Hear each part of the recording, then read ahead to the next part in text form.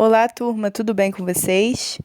Então, hoje eu estou aqui para falar para vocês sobre o tema da nossa aula, que é como deixar o seu texto mais coeso, ou seja, nós falaremos sobre coesão. Deixa eu virar a tela aqui para ficar melhor. Então, gente, o que é a coesão, né? Nós sempre ouvimos falar em relação aos textos sobre coesão e coerência, que são duas coisas que nós precisamos ter dentro do texto, tá? São duas formas de organização do texto, mas uma tem relação com a estrutura do texto, com as conexões, de que maneira o texto vai se estruturar, tá?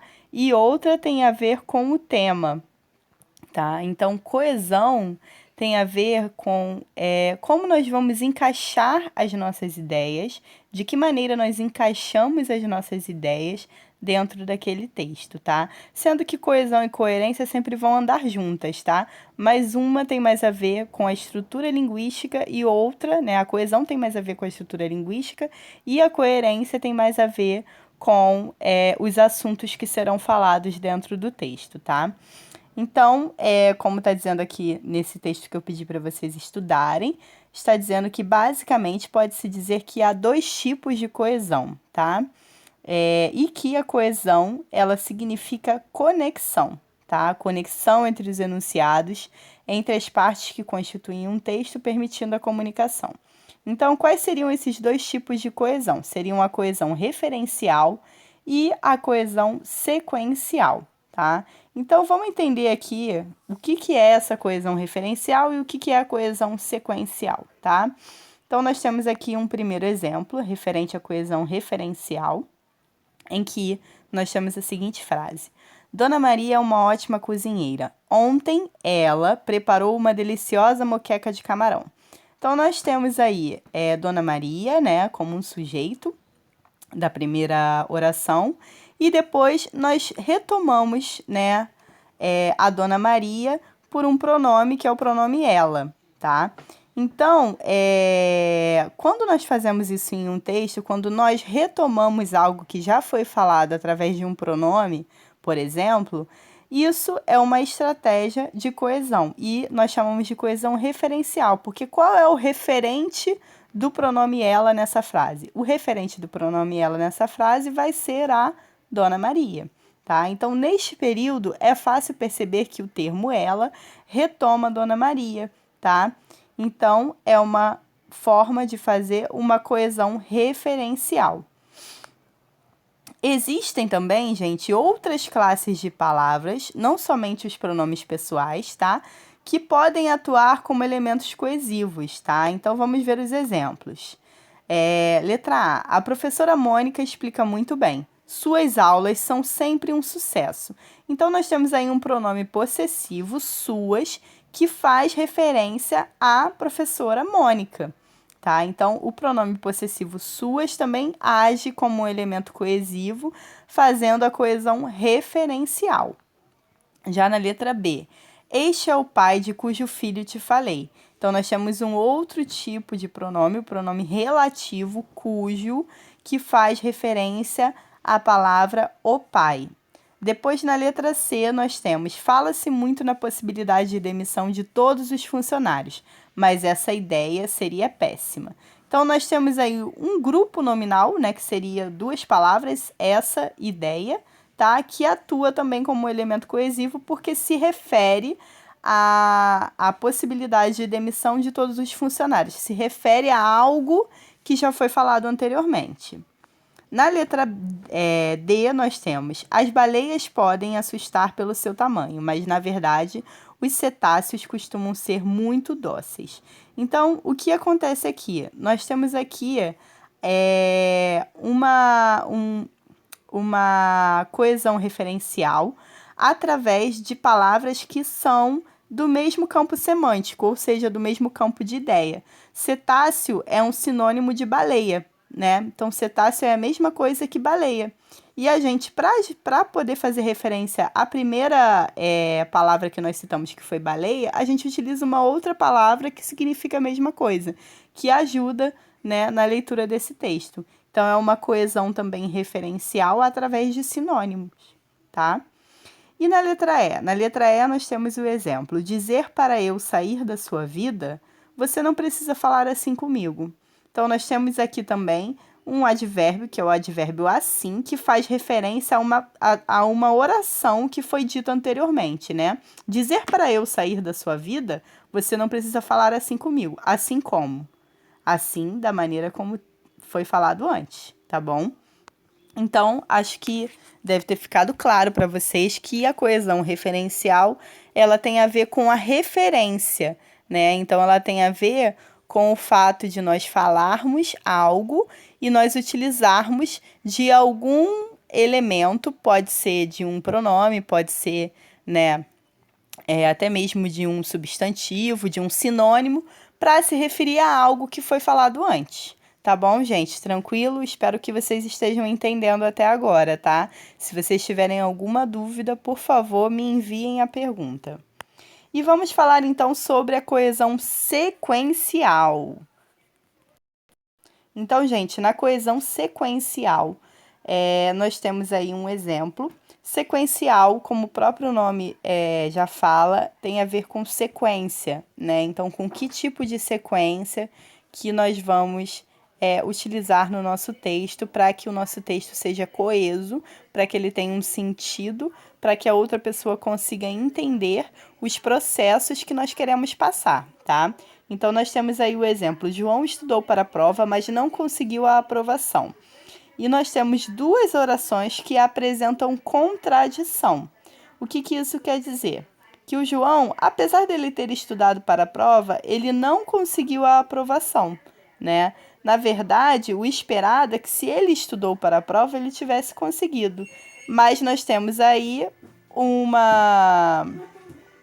conectivo, né? Que é o mais, que ele nos traz essa ideia de contradição, tá? E se a gente trocasse o mais por outro conectivo, tá? Vamos ver aí no próximo exemplo.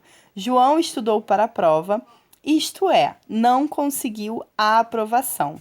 Então, nós temos aí outro conectivo que é o isto é, mas que não expressa a relação lógica de oposição que existe entre as formações do texto. Então, quando a gente coloca o isto é, as duas orações, a relação entre essas duas orações, ela fica confusa, né? Porque a gente lê e não entende muito bem que tipo de ação que ocorreu. João estudou para a prova, isto é, não conseguiu a aprovação. Isto é um conectivo que não se encaixa dentro dessas ações, né? Porque se ele estudou para a prova e não conseguiu a aprovação, a gente tem uma contradição. Então, a gente precisa de um conectivo que nos dê essa ideia de contradição, tá? Então, aqui nós temos outros exemplos com conectivos, tá? Veja abaixo outros conectivos e as relações que podem se estabelecer. Então, nós temos e, bem, como e também, tá? Que costuma funcionar com a ideia de soma, acréscimo e acréscimo de informações novas. Então, um exemplo seria: passeamos pelo calçadão e tomamos banho de mar, tá? Então, nós temos aí um acréscimo de uma nova informação. Nós passeamos pelo calçadão e a gente acrescenta que também tomamos um banho de mar, tá? Já o mais, o porém e o no entanto, eles nos trazem a ideia de oposição ou contraste, tá? Então, nós temos o exemplo aí: eles se gostavam muito. No entanto, o casamento se tornou inviável. Então, a gente tem uma total oposição aí, né? Um casal que se gosta, geralmente o casamento não se torna inviável, né? Mas nós temos aí um exemplo de contradição, de oposição, tá? Apesar de se gostarem muito, o casamento se tornou inviável por algum motivo, né? Que nós não sabemos. Bom, e nós temos também o pois e o porquê, que nos denota a ideia de explicação ou apresentação de uma justificativa. Exemplo: acompanhou a menina durante todo o processo porque tinha interesses escusos. Então, nós temos aí um exemplo, tá, de explicação. Por que ele acompanhou a menina durante o processo? Porque ele tinha interesse na menina. E nós temos o isto é, o quer dizer, ou seja, em outras palavras, que nos traz a ideia de correção e esclarecimento. Eles ficaram conversando por horas naquela sala, ou seja, devem ter se entendido. Então, nós temos o ou seja sempre funcionando como um esclarecimento de algo, e o isto é também funciona da mesma maneira. Então, dentro dessa oração que está aqui como exemplo, ele cabe muito bem. Mas dentro daquela outra oração lá, que a gente leu primeiro, João estudou para a prova, isto é, não conseguiu a aprovação, ele não cabe bem, porque nós temos na lógica da nossa interpretação que se o João estudou para a prova, ele conseguiria aprovação. E se ele não conseguiu, isso é uma oposição. Então, o isto é não cabe aí. O que caberia aí seria o mais ou o porém, tá? E por último, nós temos aqui o assim e desse modo, que serve como apresentação de exemplos e complementações. Então, o exemplo que nós temos é importante que ele tente outras vezes, assim vai perder o medo de cair. Então, ele traz aí uma complementação da ideia, né? É importante que ele tente outras vezes, porque assim ele vai perder o medo de cair, assim ele perde o medo de cair. Então, ele complementa o assunto, tá? Então, gente, é isso. Eu queria que vocês estudassem essa matéria de coesão, que é muito importante para vocês que estão no segundo ano e que no ano que vem, né, se tudo der certo, se Deus quiser, nós acreditamos que vocês vão seguir em frente com a vida de vocês, vão fazer provas para seguir em frente, mesmo que não seja para vestibular, né? Vocês talvez precisem fazer uma prova para algum trabalho que vão fazer. Nós acreditamos que tudo vai voltar ao normal, então por isso é importante estudar, tá? E para hoje, eu gostaria que vocês fizessem, tá? Essa atividade 4 que tá aqui, que eu vou passar aqui e vou mostrar para vocês, vai ficar para vocês fazerem até a próxima aula, que seria na quinta-feira, tá? Então, para responder as questões 1 a 5, tá? Leia o texto a seguir. Então, nós temos aqui um texto, tá? Delícias e agruras do primeiro AP. Vocês vão fazer a leitura desse texto, tá? Tá aqui.